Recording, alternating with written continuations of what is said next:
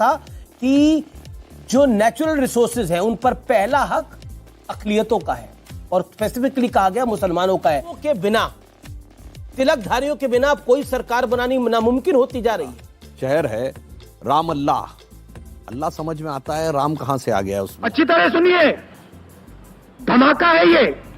एक युग था जिसमें कहा जाता था कि जो नेचुरल रिसोर्सेज हैं उन पर पहला हक अक़लियतों का है और स्पेसिफिकली कहा गया मुसलमानों का है।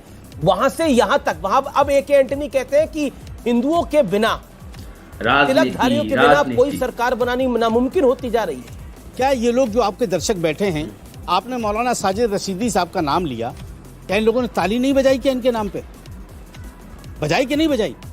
इन्हें तो कोई बुराई, प्यार दिखाई दे रहा है। फिर तो राहुल जी को समझाना चाहिए, प्यार ही प्यार है भैया। राहुल जी तो समझा रहे हैं, आप समझे तो वो तो समझा ही रहे हैं कि प्यार ही प्यार बांट रहे हैं। एक मिनट जी, जहां तक आपने सलमान खुर्शीद की बात कही, इसमें कोई दो राय नहीं है कि आप तुलसीदास जी की जो चौपाई है, मुझ में राम, तुझ में राम, सब में राम समाया, हमें तो आप में भी राम दिखता है, तो उसमें क्या कीजिए, राम दिख सकता है आपको किसी में, फिर क्या, सबका डीएनए एक है, राम आपको किसी में भी दिख सकता है। हम तो आपकी बात कर रहे हैं। एक पॉइंट है, सब में राम दिख सकता है, लेकिन राम के बराबर कोई नहीं हो सकता। बराबर कोई नहीं हो सकता। तो सलमान खुर्शीद तो राम के बराबर खड़ा करने की कोशिश की।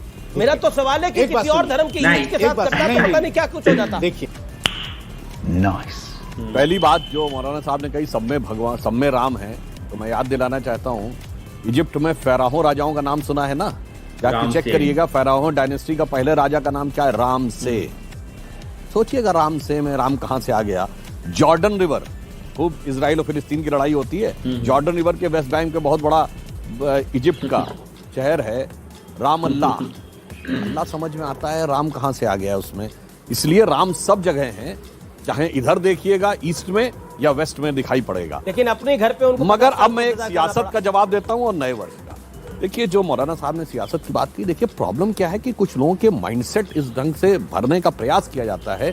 मोदी जी ने तो सबका साथ सबका विकास की बात की, हमने जो निर्धन लोगों के लिए, वंचित लोगों के लिए योजनाएं दी हैं, 70% अल्पसंख्यकों का कोई ना कोई परिवार ने किसी न किसी योजना का लाभ जरूर लिया है। आप क्रोनोलॉजी समझ लीजिए। ये सोचने की बात है कि इतना देने के बाद भी वोट क्यों नहीं मिलता। दूसरी तरफ हिंदू समाज में 700 रुपए की बिजली देने के लिए वोट किसी को देने को तैयार हो जाते हैं। तो यह विचार भी एक करने का विषय है, यदि हम सबको दे रहे हैं फिर भी कोई उस लाभ को लेने के बाद भी विकास से न संबंध रख के मन में किसी द्वेष से संबंध रख रहा है, तो मेरे विचार से इस स्वर्ण काल में हमें उस चीज का निवारण या परिमार्जन करने की जरूरत है। दूसरा, ये ग्रेगोरियन कैलेंडर का पहला महीना आ रहा है ना, जनवरी, मार्च से, बिल्कुल हमारा नया साल शुरू होता है मार्च से। अब मैं एक बात कहना चाहूंगा, 2 महीने का अंतर है दोनों में, तो जनवरी, फरवरी, मार्च, अप्रैल किसके नाम पे हैं आप जाके नेट पे चेक कर लीजिएगा, मिल जाएगा। जूलियस सीजर के नाम पे जुलाई है, अगस्टस सीजर के नाम पे अगस्त है। जिस राजा को बड़ा दिखाना था उसने अपना 31 का महीना कर दिया ताकि 30 से ज्यादा मेरा हो, मगर 4 महीने ऐसे हैं जिनका उल्लेख ही नहीं मिलता कि कहां से है। सितंबर, अक्टूबर, नवंबर, दिसंबर। सितंबर क्या है, ग्रेगोरियन कैलेंडर का 9वां महीना, हमारे कैलेंडर का 7वां महीना। और अंबर कहते हैं आकाश को संस्कृत में।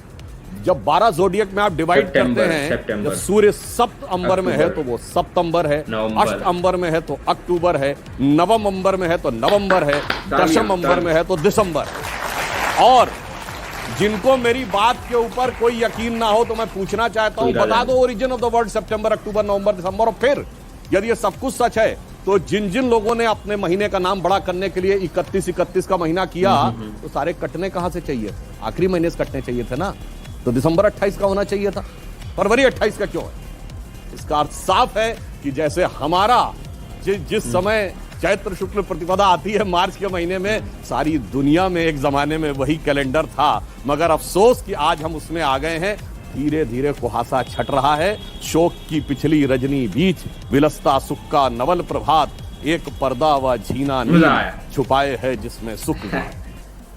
मजा आया।